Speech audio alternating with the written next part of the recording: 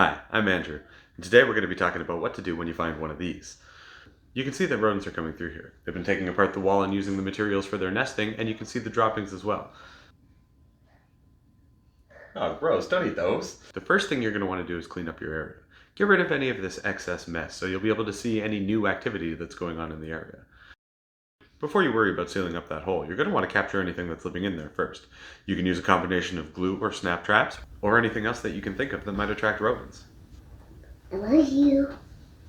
The PPE that you're going to need here are some safety goggles and some gloves to protect your hands.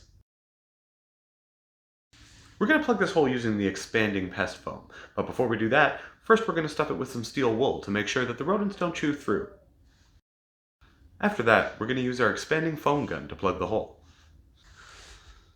Be careful not to touch the glue traps or the adhesive foam with your bare hands, as this can be very sticky and incredibly hard to get off. Maybe try nail polish remover? And problem solved, although you do want to continue to closely monitor this area as rodents may try to come out of the wall through somewhere else. I hope this video was helpful. Thanks so much for watching and have a great day.